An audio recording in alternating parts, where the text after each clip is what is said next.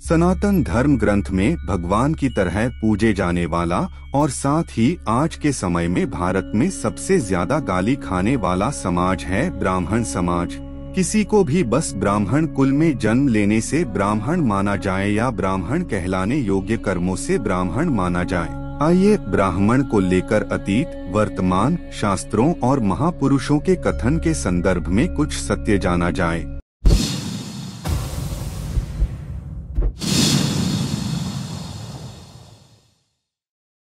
ओम नमः शिवाय दर्शकों, सबसे पहले तो वीडियो को लाइक करके कमेंट में ओम नमः शिवाय अवश्य लिखिए।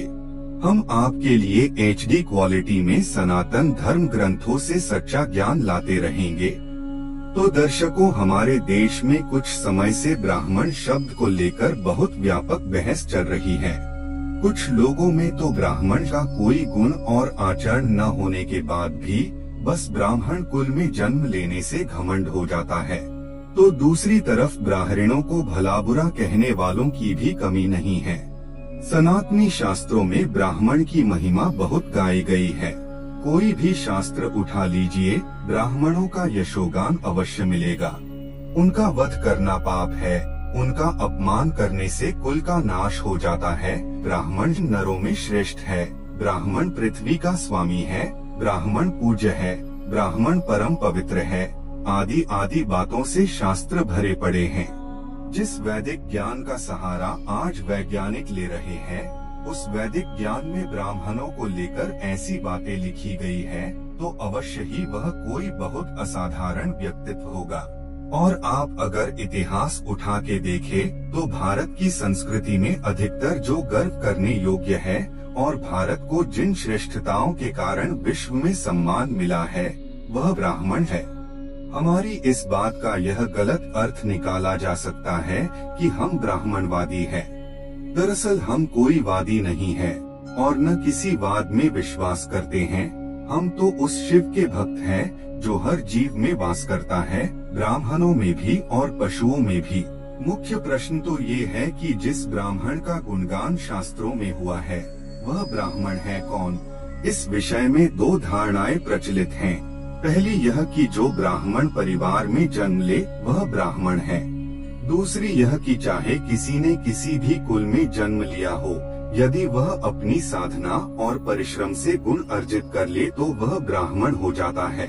एक तीसरी धारणा भी है कि जो स्वयं का शरीर जाने वह शूद्र और जो अपने चैतन्य स्वरूप को जाने वह ब्राह्मण है, चाहे उसने जन्म किसी भी कुल में लिया हो। धर्म ग्रंथों में कहा गया है कि जन्म से तो सभी शूद्र होते हैं, संस्कारों से द्विज को श्रेष्ठता प्राप्त होती है। यहाँ जन्म के ऊपर संस्कारों को माना गया है। महाभारत में युधिष्ठिर यक्ष संवाद का उल्लेख भी ऐसा ही कुछ दर्शाता है। यक्ष ने युधिष्ठिर से पूछा कि ब्राह्मण कौन है? युधिष्ठिर ने कहा कि ब्राह्मण वह है जिसमें सत्य, दान, क्षमा, सुशीलता, क्रूरता का अभाव, तपस्या और दया, इन सद्गुणों का निवास हो। यक्ष ने कहा कि ये गुण तो शूद्र में भी हो सकते हैं। युधिष्ठिर ने कहा कि यदि शूद्र में ये लक्षण हैं, तो वह ब्राह्मण है, और यदि ब्राह्मण में ये लक्षण नहीं, तो वह शूद्र है। जिस शूद्र में ये गुण मौजूद हो, वह ब्राह्मण माना गया है, और जिसमें इन लक्षणों का अभाव हो, उसे शूद्र कहना चाहिए। अब प्रश्न उठता है कि क्या किसी और कुल में जन्मा व्यक्ति ब्राह्मण बन सकता है? इसके बारे में शास्त्रों में उदाहरणों की कमी नहीं है। ऐसे अनेक लोग हुए जिन्होंने ब्राह्मण कुल में जन्म नहीं लिया, लेकिन अपने जीवन में परिश्रम और साधना द्वारा वे ब्राह्मण ही कोटि में आ गए। महर्षि विश्वामित्र के संरक्षक वेदकालीन राजा सुदास शूद्र थे। कृष्णद्वैपायन व्यास की माता सत्यवती धीवर जाति की थी। वेदों के आरंभिक काल में सभी श्रेणियों के लोग ऊपर उठकर ब्राह्मणत्व प्राप्त कर लेते थे।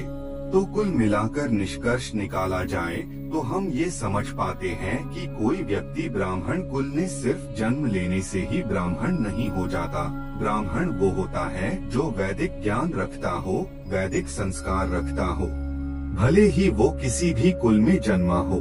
तो दर्शकों, आशा करते हैं कि आपके मन के बहुत से प्रश्न इस वीडियो के बाद समाप्त हो चुके होंगे, और अगर ये वीडियो आपको पसंद आया ही तो कमेंट में जरूर लिखिएगा। ओम नमः शिवाय।